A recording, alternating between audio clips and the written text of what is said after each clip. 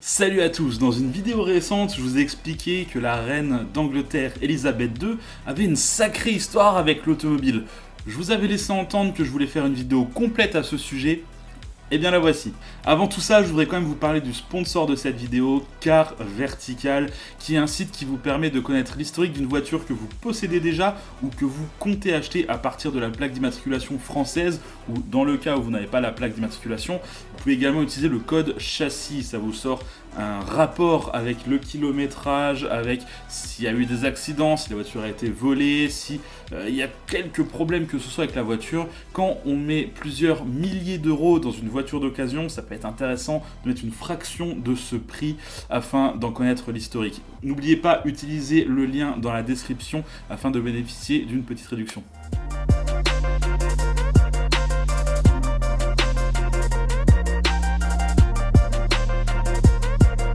La reine Elisabeth II a une histoire avec l'automobile qui remonte à très loin. Car avant d'être reine, elle était mécanicienne et chauffeuse pour l'armée anglaise.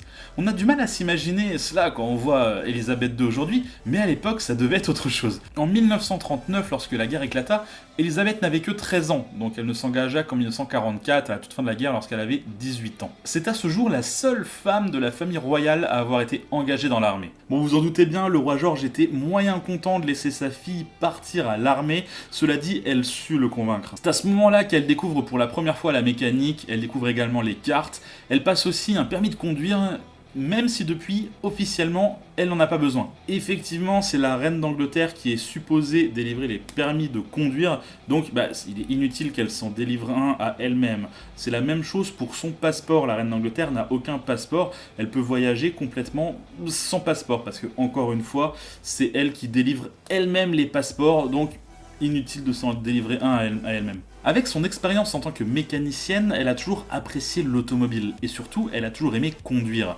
Mais une femme de son rang n'est pas supposée prendre le volant. Pourtant, dès la fin de la guerre, on peut retrouver des photos d'elle au volant de ses voitures, notamment ici avec ses deux fils. Puis plus tard, au volant d'une de ses nombreuses Range Rover. En fait, quand la reine est au volant, c'est très souvent un Range Rover. Et plus particulièrement, c'est très souvent un Defender. Elle aurait possédé des dizaines de Range Rover Defender. On estime environ 30 véhicules que la reine aurait possédés au cours de sa vie. C'est énorme. Je pense qu'on peut dire que c'est son véhicule préféré. En même temps, ce modèle a toujours été très présent dans l'histoire anglaise. D'ailleurs, en 2002, Land Rover lui a fait un Defender très spécial, entièrement en cuir vert foncé, avec des sièges chauffants, les vitres électriques et des suspensions légèrement rehaussées afin de lui faciliter les choses lorsqu'elle traverse ses terres. En effet, lorsque la reine prend le volant de son Defender, c'est en général pour se déplacer au sein de son domaine. Mais elle ne prend pas le volant que de ses Defender. Pendant quelques années, la voiture de la reine a été cette discrète Jaguar X-Type, en vert anglais avec l'intérieur cuir beige. Vous avouerez que dans cette configuration très british, c'est quand même du plus bel effet sur cette Jaguar. Bien que la voiture soit de 2009, cette photo date de 2015, c'est-à-dire un an avant que la voiture soit revendue en toute discrétion par un petit garage londonien. L'acheteur ne pouvait en aucun cas se douter qu'il était en train d'acheter une ancienne voiture royale. C'était même plutôt une bonne affaire, il a eu cette Jaguar X-Type V6 pour 15 000 livres, alors que la voiture n'affichait que 12 000 km. Et puis j'imagine qu'une voiture royale doit être particulièrement bien suivie au niveau des entretiens. Quelques années auparavant, c'était une Jaguar XJ, ou plutôt une Daimler Suppler V8 anciennement possédée par la reine qui était mise en vente. La voiture avait reçu quelques modifications très spécifiques à la reine, notamment un rangement pour son fameux sac à main de marque Launer. Il est estimé qu'elle possède 200 exemplaires de ce fameux modèle de sac, donc on pouvait bien faire un rangement spécifique dans la voiture. C'est évidemment un modèle long wheelbase motorisé par un V8 4 litres de 375 chevaux. La voiture a été vendue aux alentours de 30 000 € avec moins de 35 000 km au compteur. Bon, si vous aimez la config vert anglais intérieur beige, mais que vous voulez un truc un peu plus luxueux qu'une simple X-Type ou une Super V8, cette Bentley Mulsanne pourrait vous intéresser. La reine n'a a priori jamais pris le volant de celle-ci, mais elle s'est déplacée à plusieurs reprises sur les sièges arrière de la berline. On parle d'une version V8 de 512 chevaux que la reine a utilisée de 2012 à 2014. La voiture était à vendre pour environ 250 000 € en 2016 avec moins de 10 000 km au compteur. C'est drôle parce qu'on commencerait presque à reconnaître un pattern ici. En fait, les voitures où la reine veut être discrète, elle les prend en vert foncé, le British Green, et puis les voitures de parade, elles se retrouvent en bordeaux.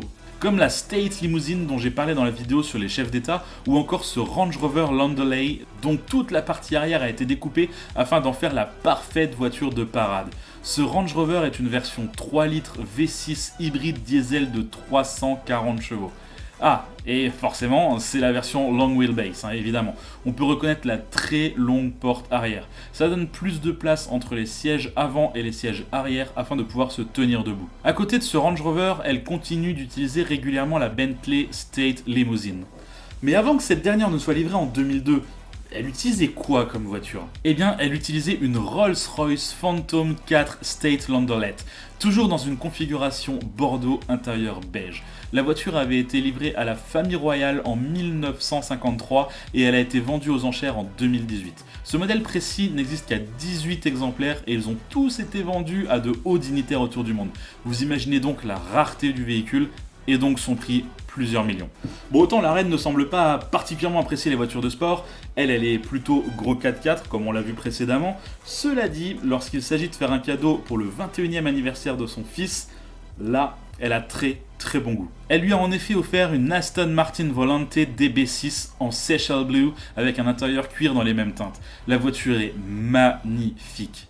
Mais, parce que oui, il y a un gros mais, le prince Charles a des remords de conduire des véhicules aussi polluants. Et il tente autant que possible de faire convertir ces véhicules à des énergies un peu plus écologiques, comme le biodiesel par exemple. D'ailleurs, il roule actuellement en Jaguar E-Pace, donc véhicule full électrique. Mais pour sa Aston Martin DB6, c'était assez compliqué de trouver une alternative. C'est en 2008 qu'il la trouve.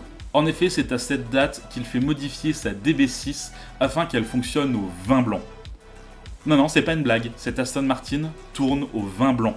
Les ingénieurs de chez Aston Martin ont tenté de l'en dissuader, lui expliquant que c'est une voiture de collection et que c'est pas cool de faire un truc pareil, mais que voulez-vous, on ne dit pas non au prince. Un des véhicules les plus chers et assurément le plus ancien que la reine possède n'est pas une voiture, il s'agit du Gold State Coach. C'est un carrosse de 4 tonnes tiré par 8 chevaux, commandé en 1790 par la famille royale. À l'époque, il avait coûté l'équivalent actuel de 2 millions d'euros. Alors, contrairement à ce que son nom et son apparence peuvent faire croire, c'est un carrosse en bois. Il est simplement peint à la feuille d'or, ce qui lui donne cette apparence dorée. Mais évidemment, il n'est pas construit en or. Si je vous en parle, c'est parce que ce n'est pas une pièce de musée. Il est toujours utilisé par moment et sa dernière utilisation remonte à 2002. Il sera d'ailleurs probablement utilisé pour le prochain couronnement. Et plus surprenant, voici le Diamond Jubilee State Coach. C'est un carrosse neuf. Oui, il est neuf. D'ailleurs, il n'est pas en bois, mais il est en aluminium. Il a été produit en 2010 en Australie, mais n'est arrivé à Londres qu'en 2014. Ouais, le transport a été un peu compliqué. Ce carrosse possède toutes les options modernes. Vitres électriques, chauffage, climatisation, suspension hydraulique. Honnêtement, je savais pas que ce type de carrosse existait. Encore plus surprenant, ce carrosse est une sorte de musée sur roue avec plein de petits éléments qui retracent l'histoire de l'Angleterre. Par exemple, la porte est faite de ces petits carrés de bois et chaque carré de bois est en réalité extrait de la coque d'un bateau célèbre ou d'un meuble célèbre ou d'un bâtiment qui fait l'histoire de l'Angleterre. Ou encore, même la couronne qui surplombe le carrosse est réalisée à partir du bois de la coque du HMS Victory. Ce bois a été récupéré lors d'une rénovation du bateau en 1922 et tout le carrosse est réfléchi ainsi. Alors à la base, ce carrosse a été construit par un particulier en Australie en hommage à la reine d'Angleterre, mais il a ensuite été acheté officiellement par la famille royale afin de s'en servir comme véhicule officiel. Dans ma dernière vidéo, je vous avais parlé du fameux Bentley Bentayga de la reine d'Angleterre. J'ai cherché partout des photos, je n'en ai pas trouvé une seule, même Bentley ne semble pas avoir fait de photos. Je commence même à me demander si ce véhicule existe vraiment et si la reine d'Angleterre a vraiment été livrée. Si vous arrivez à trouver des photos de ce véhicule, s'il vous plaît, envoyez-les moi parce que je suis vraiment curieux de voir quelle est la configuration de ce véhicule. Je l'imagine personnellement vert anglais avec l'intérieur beige. Mais en fait, j'en sais rien, je ne sais pas du tout à quoi il ressemble et ma curiosité me pique énormément en ce moment par rapport à ce véhicule. Donc si vous trouvez quoi que ce soit, n'hésitez pas à me mettre ça dans les commentaires sous cette vidéo. Quoi qu'il en soit, je vous invite à en regarder d'autres et à vous abonner si ce n'est pas déjà fait. Allez, salut!